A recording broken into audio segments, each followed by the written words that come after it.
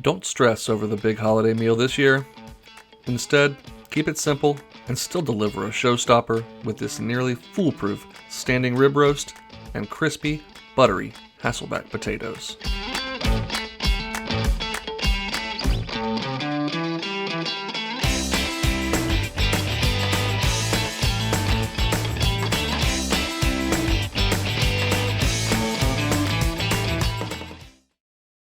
Alright, we'll get started by making a really flavorful rub for our prime rib or standing rib roast. We'll go ahead and finely chop up about a tablespoon or so of fresh rosemary. Get about a tablespoon of whole grain mustard in a bowl, followed by some pre-chopped garlic. It's a little less likely to burn as it's packed in oil. About a tablespoon of prepared horseradish, not horseradish cream, and enough olive oil to get all that stuff mixed together. By the way, all the exact amounts and directions will be down below in the description, as well as on the website, dishingouteats.com. I've got a 2-bone rib roast here. This will be enough on average for about 4 people, and I had my butcher go ahead and almost remove the bones so that I can cut it from the bone very easily once it is done cooking. We're just going to very simply spread that very flavorful paste around the outside and then use that as a glue to adhere a heavy seasoning of salt and pepper to the outside of the meat. You want to season inside of that cut cavity as well.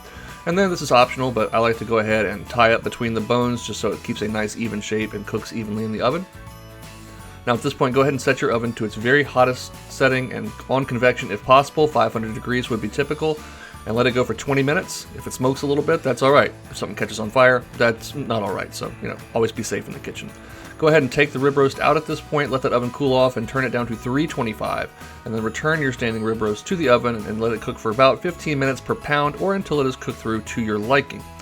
In the meantime, we're gonna make these Hasselback potatoes. So you're just gonna try and find some evenly sized russets and use a chopstick, or in my case, a sharpening tool, so that you don't cut all the way through the potato. Just make slices every 1/4 or 1/8 of an inch or so. And then we're going to get these into an air fryer, brush them with a little bit of olive oil, and cook them for about 45 minutes. Now, if you don't have an air fryer and you only have one oven, just go ahead and cook your prime rib, and while it rests, you can cook your potatoes. It'll still hold temperature for quite a while. We want to flavor these Hasselback potatoes, so I'm going to grab a few tablespoons of unsalted butter, add some herb de Provence, some cracked black pepper, and sea salt. Go ahead and give that all a stir to combine. Make sure your butter is nice and soft or even slightly melted. And then just every 5 to 10 minutes, we're going to brush these over those Hasselback potatoes so that salt and butter and those herbs get down in between all of those slices. Once they're done, just give them a final brushing so they have a nice glossy finish. And we need something to dip our prime rib in. Not that it's not great on its own, but I like a little horseradish sauce, so we're going to put some horseradish, some mayonnaise, some sour cream, and a splash of red wine vinegar in a bowl. Of course, we'll season that with some fresh cracked black pepper and a pinch of salt. And then just stir all of that until it is nice and creamy. You can always add more or less horseradish depending on how spicy you like it.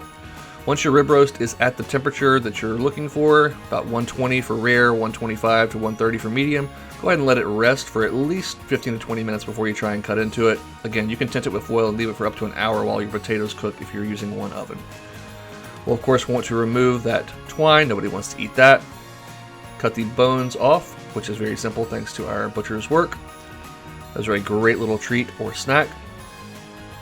And then one great thing about this recipe is as long as you have an instant read thermometer, it can keep track of the interior of your rib roast. You don't have to worry about overcooking it. Just pull it out when it's about 5 to 10 degrees below where you want it to finish, and it'll carry over and still be amazingly juicy, perfectly pink and blushing. Or if you want it a little more well done, obviously just cook it a little bit longer. I'm going to go ahead and slice up a generous portion for myself. We'll grab one of those potatoes, a nice little dish of that horseradish cream. I got to hit the potato with some kind of green onion, so I'm going to grab some chives and just lay those right down on the top. Some sour cream would be nice, but I'm going to keep it pure and pretty basic. A little sprinkling of salt over that rib roast, some fresh cracked pepper, and let's give this a try. The potatoes are wonderfully and delightfully crispy on the outside, but they're perfectly seasoned and creamy on the inside as that butter and salt has dripped down and really bathed every single slice. That steak is just blushing, rosy, pink, incredibly juicy.